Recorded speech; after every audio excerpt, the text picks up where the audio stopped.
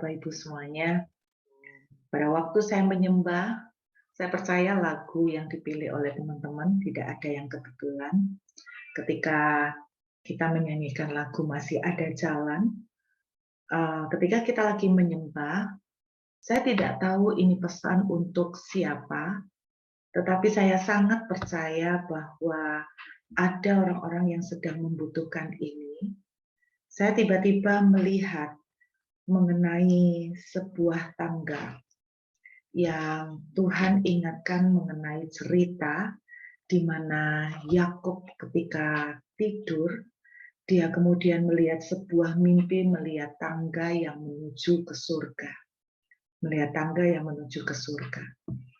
Saudara, tiba-tiba ketika menyembah, saya melihat penglihatan itu. Ada orang-orang yang hadir pada doa pagi hari ini. Mungkin engkau sedang betul-betul berputus asa karena engkau melihat dari sisi manapun seperti tidak ada jalan terbuka. Tetapi ada satu rema yang Tuhan berikan pagi hari ini bahwa sekalipun on earth, di atas muka bumi, tidak ada jalan. Tidak ada jalan sama sekali secara kasat mata. Sebagai manusia, kita melihat tidak ada jalan terbuka. Tetapi Tuhan tiba-tiba berbicara memberikan satu message bahwa akan ada tiba-tiba tangga yang menuju ke atas. Ada jalan supranatural yang Tuhan akan bukakan buat saudara. Ada beberapa orang yang pagi ini sedang sangat putus asa, dan engkau berkata ketika tadi kita menyembah, ketika tadi kita berdoa, engkau berkata, Tuhan, hamba-Mu melihat sepertinya tidak terbuka satu celah pun. Tidak tahu untuk siapa, tiba-tiba ayat cerita ini muncul, sampaikan kepada mereka bahwa even on earth, bahkan sekalipun di atas muka bumi, karena tangga itu kan menjulur atau membentang dari bumi ke atas. Tuhan berkata, sekalipun yang dari bumi itu tidak ada jalan. Tuhan berkata begini, bukan membelah laut, tetapi Tuhan berkata, aku akan membuka jalan supranatural. Tangga ke surga berbicara tentang jalan supranatural. Ini satu message simple sebelum saya mengajak saudara merenungkan firman pagi ini, bahwa Tuhan berkata ada jalan supranatural. Sekalipun di bumi tidak ada jalan, engkau akan melewati ke atas. Engkau akan naik ke atas. Tuhan akan mengirimkan malaikat untuk turun, memelihara, membuka jalan, memberikan pertolongan. Di bumi tidak ada jalan, Tuhan akan menurunkan jalan supranatural, mengirimkan pasukannya untuk memberikan pertolongan buat saudara. Tangkap ini dengan percaya. Kita berdoa sebentar, saudara Tuhan, biar pagi ini kami boleh menangkap hatimu. Terima kasih, hamba tidak tahu untuk siapa message ini, bahwa ada orang-orang yang sedang sangat desperate, sangat putus asa, tidak ada jalan di muka bumi ini, tetapi satu janji, tiba-tiba Tuhan, engkau akan membuka jalan tangga dari supranatural, dari surga. Biar hati kami yang sedang putus asa boleh dibangkitkan kembali. Dalam nama Yesus, amin. Saudara, mari kita buka Hakim-Hakim pasal 16 ayat yang kelima. Hakim-Hakim pasal 16 ayat yang kelima. Lalu datanglah raja-raja kota orang Filistin kepada perempuan itu sambil berkata, cobalah pujuk dia untuk mengetahui karena apakah kekuatannya demikian besar dan dengan apakah kami dapat mengalahkan dia dan mengikat dia untuk menundukkannya. Maka kami masing-masing akan memberikan 1.100 uang perak kepadamu. Saudara, dunia ini termasuk kita semua, kita itu cenderung selalu menilai segala sesuatunya itu dari yang fisikal, dari yang lahiriah. Beberapa waktu yang lalu ketika ngobrol dengan sekelompok anak-anak muda, ngobrol soal jodoh, ngobrol soal kriteria cowok atau cewek yang mereka inginkan. Kebanyakan rata-rata kategori atau kriteria yang ditonjolkan pertama adalah lebih berbicara ke fisik. Walaupun pada ujungnya ya yang baik, yang cinta sama saya, yang sabar, tetapi rata-rata kebanyakan dari kita itu tanpa disadari kita selalu menilai, mengukur banyak hal segala sesuatunya dari sesuatu yang lahiriah atau fisik.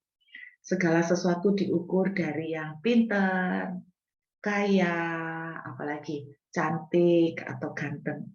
Saudara, di sini saya tadi iseng-iseng membuka website, kepengen tahu mengenai gimana sih kalau di Australia ini menjadi seorang dokter gigi. Nah, saya pikir kalau di Indonesia itu menjadi dokter gigi itu lebih gampang, jauh lebih gampang daripada menjadi dokter umum, kan gitu ya. Kalau dokter gigi itu mah lebih cepat. Ternyata di sini itu untuk menjadi dokter gigi kita harus melalui 7 tahun. Dan untuk pertama kali masuk ke kuliah untuk ke arah dokter gigi, itu dibutuhkan nilai, di sini disebut nilai ATAR 99,6. Saudara, nilai 99,6 itu adalah nilai yang luar biasa, sulitnya minta ampun. Saya berkata dalam hati, oh my goodness.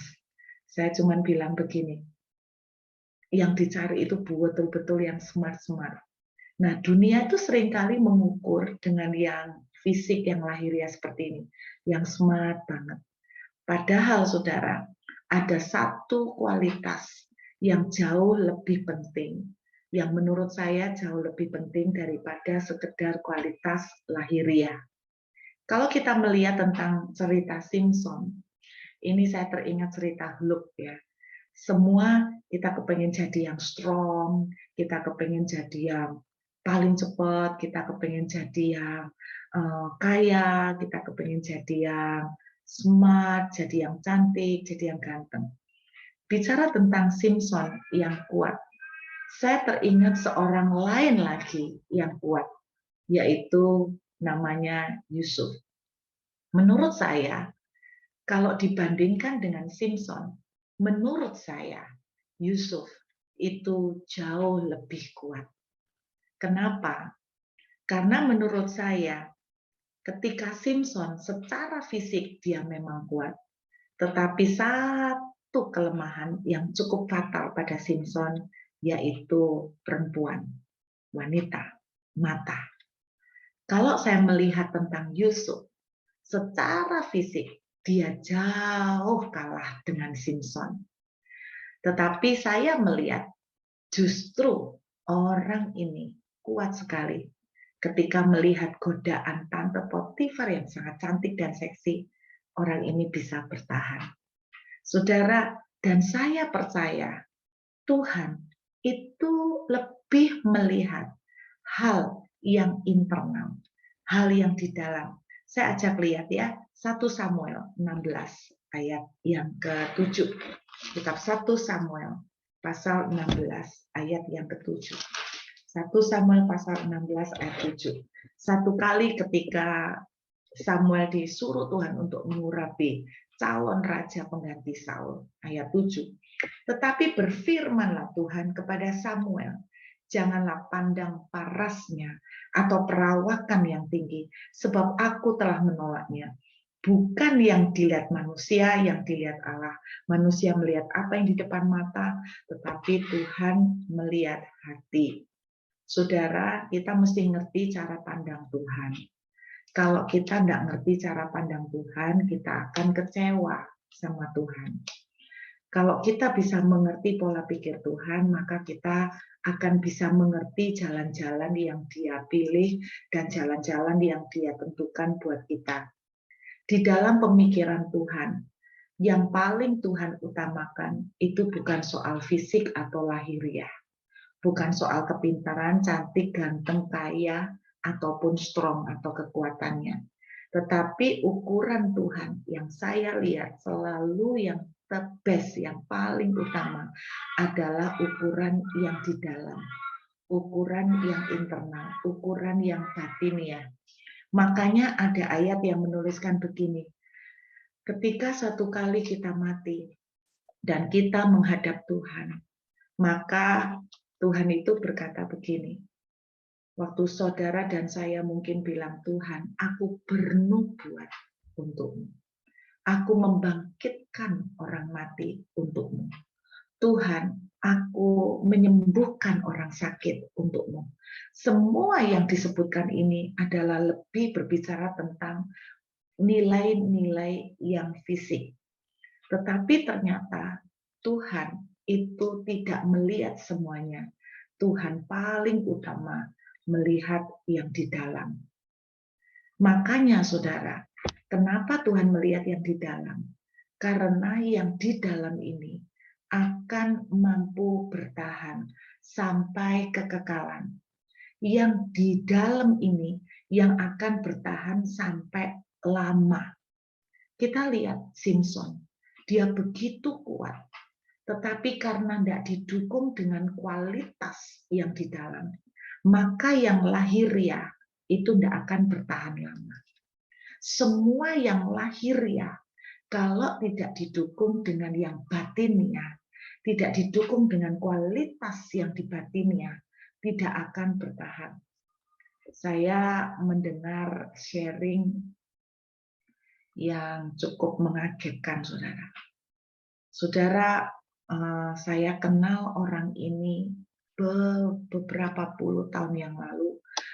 Dia umurnya jauh di atas saya, dan saya masih ingat ketika dulu saya tuh dalam tanda kutip sempat iri sekali sama dia. Kenapa iri sama dia? Saya melihat dia itu figur yang sangat cantik. Saya melihat dia figur tuh yang kaya, cantik. Pokoknya dari ujung kepala sampai ke kaki itu perfect deh, saudara. Dan kemudian yang luar biasa, ketika dia menikah, wah sempurna. Dia mendapatkan cowok yang sangat ganteng, cowok yang kaya. Bahkan cowok ini pelayanan jadi pemimpin pujian. Nah, ketika ditanya, pernah ada orang tuh tanya, kamu kenapa kok milih orang ini? Karena satu, pelayanan. Terus dua, ganteng, kaya, mapan, pekerjaannya luar biasa. Saudara, beberapa puluh tahun kemudian, saya mendengar berita mengenaskan kemarin, bahwa untuk kesekian kalinya, bukan pertama kali, bukan kedua kali, kesekian kalinya, jadi sudah beberapa kali. Saudara, suaminya ini menaruh uang, ya, menaruh uang untuk investasi di seseorang yang mengaku dari sebuah perusahaan besar banget yang terkenal. Kalau saya sebut pasti Bapak Ibu akan tahu. Dan dia ini setelah baru saja mentas dari kondisi terpuruk, akhirnya rumah yang sisa satu dia berhasil jual. Dia ternyata memasukkan semua uang dari hasil penjualan rumah itu untuk investasi. Dan orang ini tidak lama kemudian mati karena COVID. Jadi barusan mati karena COVID, dan uang yang sudah terlanjur masuk tidak bisa diminta lagi, orangnya mah udah mati, keluarganya yang nggak mau tahu. Dan luar biasanya lagi, orang ini yang tadinya bilang bahwa dia orang penting berkedudukan di perusahaan ini, ternyata dia udah resign, dia udah tidak bekerja di perusahaan itu. Dan saya mendengar cerita ini, waduh, berantakan semua. Jadi ini bukan pertama kali. Kenapa? Sudah berkali-kali terjadi. Jadi hidup orang ini yang dulu saya iri karena dia cantik, kaya, terus dapat jodoh itu kaya, ganteng, wah sempurna. Saya melihat kehidupannya itu perfect. Saudara, semua yang lahiriah kalau tidak didukung, tidak ditopang dengan kualitas-kualitas yang batiniah, semuanya itu akan rusak, semuanya akan hancur. Makanya kita harus ngerti Tuhan itu jauh lebih mementingkan kualitas yang di dalam daripada yang di luar. Orang-orang zaman dulu saya masih ingat, Bapak Ibu saya masih ingat zaman saya masih belum married, teman-teman tuh rata-rata kita pas ngobrol gini, kamu cari pasangan yang kayak apa? Mereka bilang begini, kamu mau nggak milih mana? Pasangan yang cowok atau cewek? Yang ganteng atau cantik tapi hatinya busuk? Atau kamu mau pasangan yang mukanya jelek tapi hatinya cantik, ganteng? Kamu milih mana? Saudara, mengejutkan. Beberapa tahun yang lalu, teman-teman itu bilang gini, ya milih yang cantik atau ganteng walaupun hatinya busuk. Loh kok begitu? Terus mereka jawab gini, wah saya waktu dengar teman-teman jawab gitu, hati saya berkecil hati karena saya kan tidak cantik. Terus saya ngomong, kenapa kok kalian milih begitu? Kok milih yang walaupun hatinya busuk, pokoknya yang utama cantik. Mereka bilang gini, karena kalau mukanya jelek, itu susah dirombak. Dia bilang gitu. Kalau mukanya jelek itu diapa-apain rombaknya susah. Zaman itu kan belum ada bedah plastik. Tapi kalau hati busuk, Tuhan bisa merubah. Kalau saya berpikir sekarang, saudara dengarkan, muka jelek jauh lebih gampang dirubah daripada hati yang busuk. Kenapa pepatah orang Jawa bilang begini, watak sama watuk itu beda. Watuk itu gampang diobati ya. Kalau watak, waduh, sudah deh. Makanya ya Bapak Ibu, kalau zaman sekarang muka jelek gampang dirubah, gampang dioperasi. Tapi kalau hati busuk setengah mati, pakai jalan operasi kayak apa, saudara? Makanya kita perlu memikirkan kembali. Bagi yang mencari mantu, bagi yang sedang mencari jodoh, saya sarankan jangan terpesona dengan kualitas lahiriah. Karena apa? Semua yang lahiriah itu tidak bertahan lama kalau tidak ditopang dengan yang batiniah. Tapi saya percaya kalau ada yang hatinya cantik, hatinya indah, pasti sak jelek-jeleknya orang itu kelihatan jadi cantik dan kelihatan jadi ganteng. Setuju Bapak Ibu? Saya mau ajak, ini juga yang jadi cara ukur Tuhan. Ini juga yang menjadi cara penilaian Tuhan. Amin. Saya mau ajak lihat sebuah cerita, yaitu dalam 2 Samuel. Kita lihat ya, 2 Samuel pasal yang ke-12. Kita lihat 2 Samuel pasal yang ke-12. Saudara, pada waktu saya membaca nih ya, kita lihat 2 Samuel pasal yang ke-12 ayat yang ke-24 sampai dengan ke-25. Kemudian Daud menghibur hati Batsheba istrinya. Ia menghampiri perempuan itu dan tidur dengan dia. Dan perempuan itu melahirkan seorang anak laki-laki, lalu Daud memberi nama Salomo kepada anak itu. Tuhan mengasihi anak ini. Perhatikan ayat 25. Dan dengan perantaraan Nabi Nathan, ia menyuruh menamakan anak itu Yedijah oleh karena Tuhan.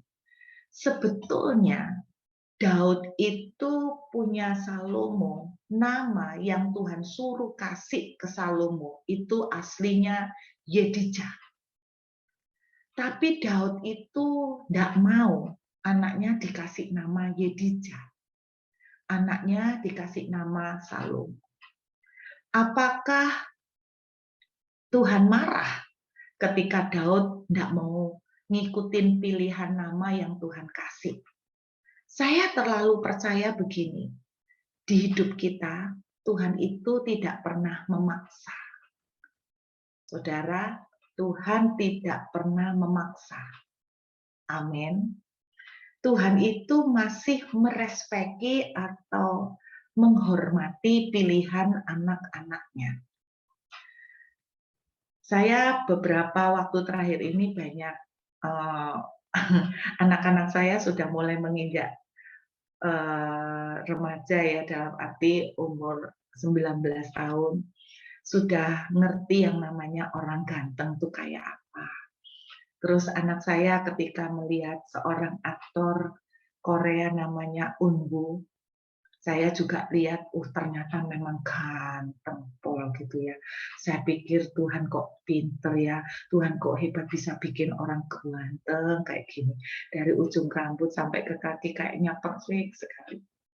Terus saya itu ngobrol sama anak-anak saya soal cowok pilihan, soal nanti kalau mereka kepingin cowok itu kayak apa. Rata-rata anak saya itu ngomong gini, "Ma, masa enggak boleh sih, Ma, minta sama Tuhan? Tuhan ini kan stoknya banyak di seluruh dunia. Masuk sih keberatan tak Tuhan? Satu aja yang ganteng kayak Ungu, ganteng dan baik, Pol, yang cinta Tuhan kan banyak. Stoknya Tuhan banyak, kan pasti Tuhan tahu di seluruh dunia ini dari jutaan manusia. Pasti Tuhan tahu di mana yang ada kayak gitu. Masuk sih, Ma, Tuhan tuh kan sayang sama saya. Masuk sih Tuhan nggak bisa kirim seperti itu. Terus saya bilang gini, loh Tuhan bisa aja kirim seperti itu. Tetapi saya tuh ngomong gini, tapi Tuhan tuh juga ada adil dong sama orang itu. Loh kok gitu, Ma? Karena kamu kan juga tidak sempurna. Kalau kamu dapatkan orang kayak Ungu, katakan sempurna dari ujung rambut sampai ujung kaki, sama karakter-karakternya sempurna. Tapi Tuhan itu kan ngomong, nah aku tuh tidak adil sama Ungunya. Karena Tuhan itu melihat kamu juga tidak sempurna, kamu juga banyak kekurangan, kamu banyak cacat. Jadi kita tuh ngobrol soal pasangan hidup. Nah, saudara, waktu Daud itu dikasih Tuhan Salomo, Daud itu ngotot tidak mau memberikan nama Yedidya. Kenapa? Dengarkan. Nama Yedidya punya arti kesayangan, the beloved one. Jadi nama Yedidya punya arti kesayangan atau the beloved one. Daud itu tahu betul apa arti nama the beloved one. Saudara ingat cerita Lazarus, cerita di mana Lazarus waktu mati. Saudara, pada waktu Lazarus mati, Tuhan sudah mendengar cerita, berita bahwa Lazarus sedang sakit keras. Perhatikan, Tuhan sudah mendengar berita bahwa Lazarus itu sakit keras, belum sampai mati. Tetapi dalam Yohanes pasal 11 diceritakan bahwa Tuhan sengaja menunda untuk datang. Perhatikan, Tuhan sengaja menunda untuk datang. Nah, rupanya kita ini salah kaprah. Kalau kita itu berpikir kita itu kesayangan Tuhan, kita itu semua yang kita mau itu dikasih. Kita tuh salah berpikir bahwa kalau kesayangan Tuhan, semua yang kita mau itu disediakan. Dengarkan saudara, Lazarus dan Maria serta Marta itu disayang Tuhan. Alkitab jelas menuliskan dalam Yohanes 11, Tuhan memang mengasihi Maria, Marta, dan Lazarus. Tetapi ketika didengarnya bahwa Lazarus sedang sakit keras, Tuhan sengaja menunda untuk datang. Ternyata Tuhan itu justru waktu melihat, kita tuh justru melihat orang yang makin disayang Tuhan, justru proses dan pembentukannya itu lebih spesial dari yang lain. Daud itu ngerti betul, Yedidya artinya kesayangan Tuhan. Daud itu tahu bahwa dia kesayangan Tuhan. Daud tahu betul bahwa sangat-sangat Tuhan itu sayang sama dia. Buktinya ketika Saul bersalah, Tuhan buang Saul. Tapi ketika Daud itu bersalah berkali-kali, Tuhan selalu memberikan kemurahan kepada Daud.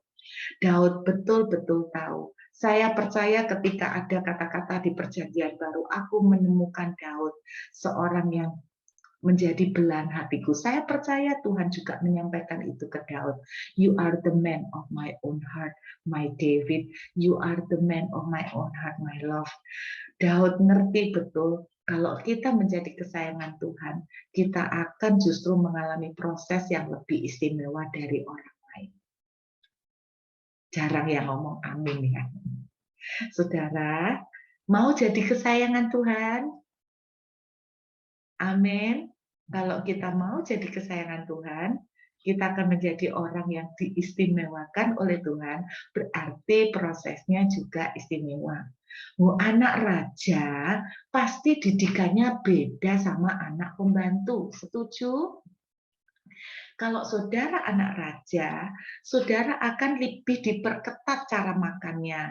Nggak bisa kaki dinaikkan di kursi, kayak di warteg, saudara, kayak tukang becak.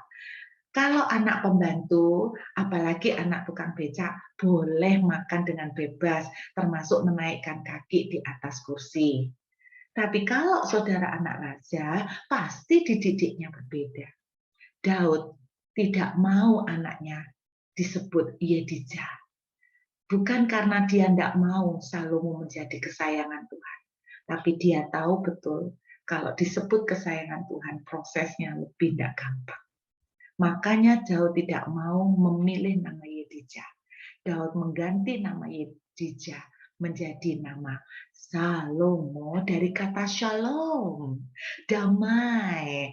Aku tidak mau anakku susah. Aku tidak mau anakku setengah mati kayak aku. Tapi bukankah ini banyak dari prinsip orang tua sekarang ya, termasuk saya loh.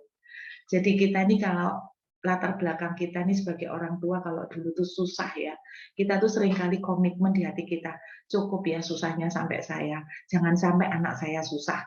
Sehingga tanpa disadari apa yang kita lakukan ke anak-anak kita sekarang itu cenderung banyak memanjakan. Semua kita sediakan, semua kita preparekan buat anak-anak.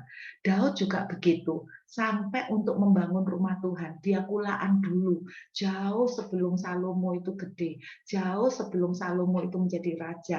Daud itu sudah kulaan kayu dari jauh-jauh hari untuk mempersiapkan pembangunan rumah Tuhan. Semua disediakan. Sehingga ketika Salomo membangun rumah Tuhan, Salomo nggak pakai susah, karena semua sudah disiapkan oleh bapaknya. Daud memberi nama Shalom kepada Salomo karena Daud mau anaknya hidup damai. Anaknya tidak usah susah-susah kayak dia. Anaknya tidak perlu menghadapi proses yang setengah mati kayak Daud. Tetapi kita lihat kualitas yang terjadi. Daud bisa bertahan sampai garis akhir dengan kuat. Kita lihat apa yang terjadi pada kualitas Salomo. Dia punya berapa ratus istri. Dia punya berapa gundit. Dia jatuh dalam perzinahan. Saudara, itu sebabnya saya katakan Tuhan itu jauh mementingkan nilai-nilai yang di dalam. Tuhan jauh lebih mementingkan kekuatan kualitas yang di dalam. Karena apa? Semua berkat yang di luar itu akan bertahan lama kalau yang di dalam itu bagus. Kenapa? Yang di luar ini tidak bertahan lama. Karena kualitas yang di dalam itu brengsek. Karena kualitas yang di dalam itu rapuh. Tadi saya bilang kenapa orang yang saya ceritakan dapat suami yang begitu perfect secara lahiriah, ternyata mengalami berantakan seperti ini. Saudara, karena yang di dalam dia tidak disiapkan. Karena dia anak orang kaya, kita menilainya kan dia pelayanan, Bu. Pelayanan pun menurut saya itu hanya secara lahiriah. Yang paling penting kita harus betul-betul ngerti wataknya dia, karakternya dia, kepribadiannya dia. Betul-betul kepribadian, bukan deposito pribadi, mobil pribadi, rumah pribadi, betul-betul kepribadiannya yang di dalam. Amin, saudara. Makanya ini yang dimaksud dalam Pengkhotbah pasal 3 ayat 11. Saya akhiri dengan Pengkhotbah pasal yang ketiga ayat 11. Kita lihat, saudara. Pengkhotbah pasal yang ketiga ayat yang ke-11. Pengkhotbah pasal 3 ayat 11. Ia membuat segala sesuatu indah pada waktunya. Bagi saudara yang belum dijawab oleh Tuhan. Bagi saudara yang pergumulannya belum melihat jalan keluar, belum melihat pemulihan. Dia membuat segala sesuatu indah pada waktunya. Perhatikan ayat kalimat berikutnya. Bahkan ia memberikan kekekalan dalam hati mereka. Tetapi manusia tidak dapat menyelami pekerjaan yang dilakukan Allah dari awal sampai akhir. Saudara dengarkan baik-baik. Dia memberikan kekekalan dalam hati mereka. Itu maksudnya itu begini. Tuhan bukan tidak mau segera menjawab doa kita.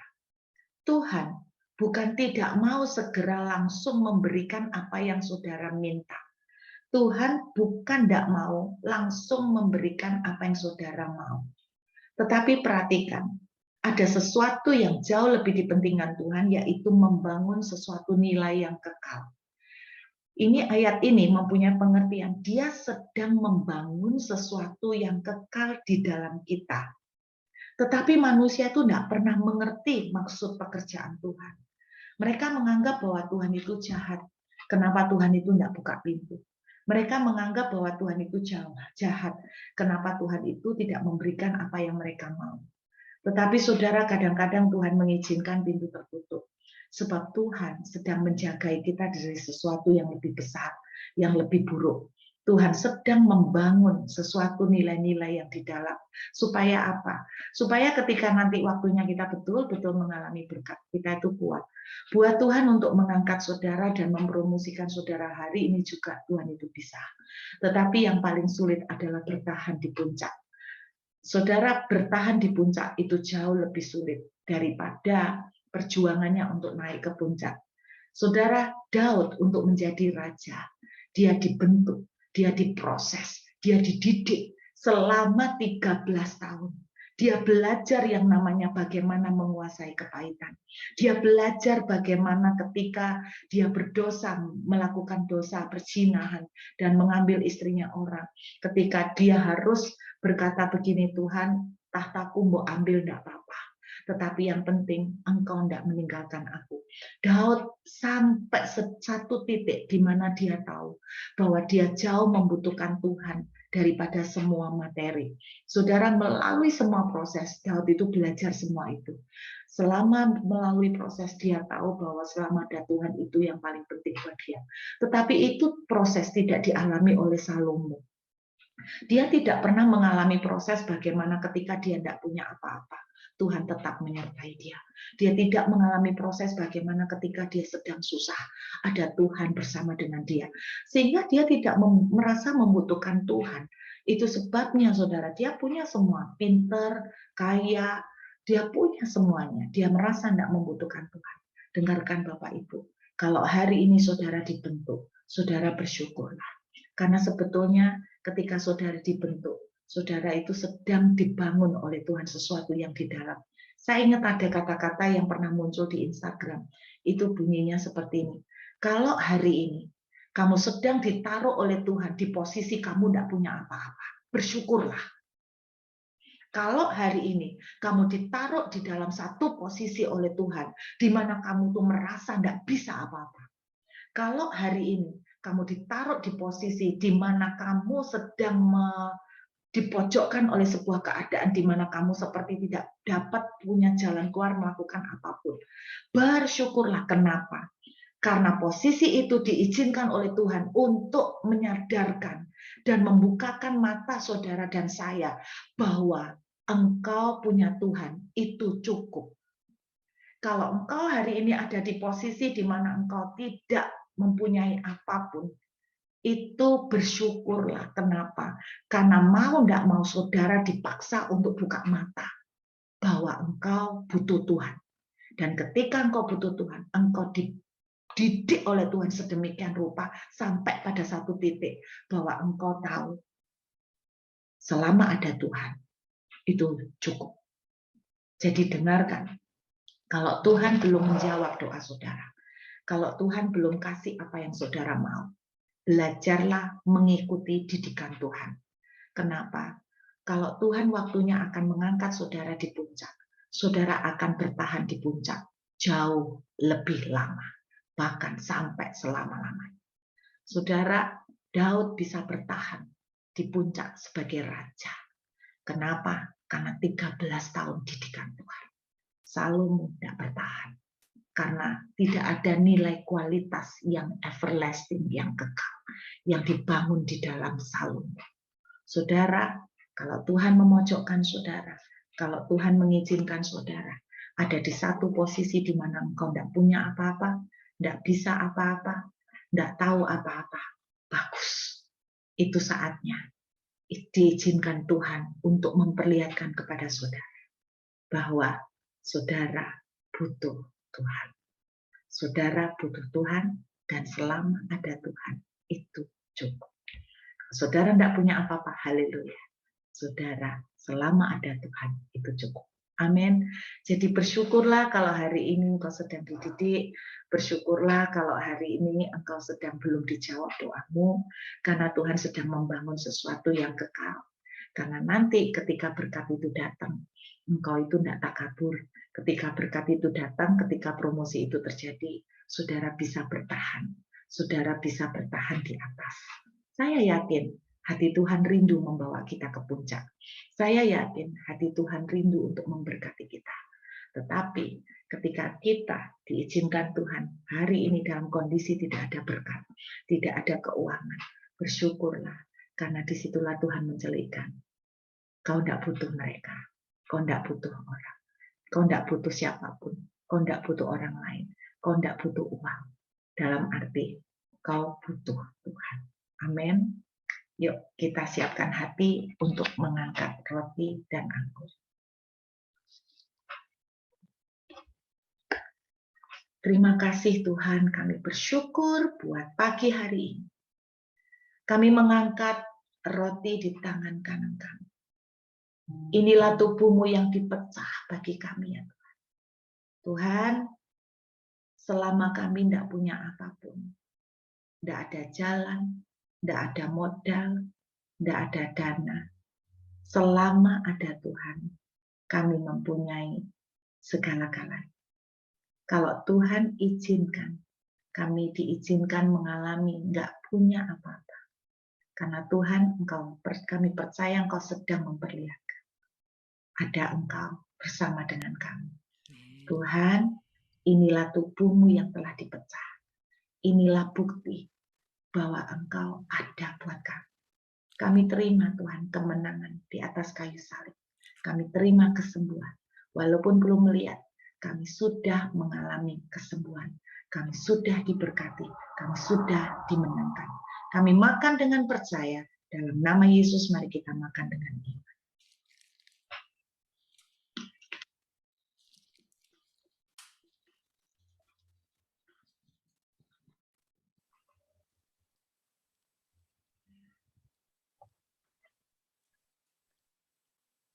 Mari kita angkat anggur di tangan kanan kita.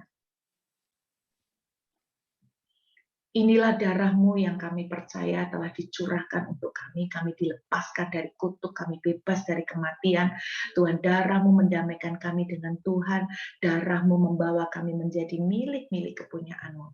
Saat kami minum anggur ini, kami percaya bangkit kehidupan dalam kehidupan kami. Darahmu mengalir di setiap pembuluh darah di tubuh kami, membangkitkan kehidupan, membangkitkan berkat, membangkitkan kemurahan Tuhan. Kami terima dengan iman percaya dalam nama Yesus. Mari kita minum dengan iman. Haleluya. Terima kasih Tuhan. Biarlah pagi ini setiap kami yang belum melihat pertolongan Tuhan, kami dikuatkan dan kami belajar berkata, kami tahu Tuhan sedang mempersiapkan sesuatu yang bertahan lama di dalam kami. Karena Tuhan, ketika Engkau betul-betul menaruh berkat itu di depan kami, maka berkat itu adalah sungguh berkat yang bertahan lama buat kami. Terima kasih Bapak, kami ucap syukur dalam nama Yesus. Amin.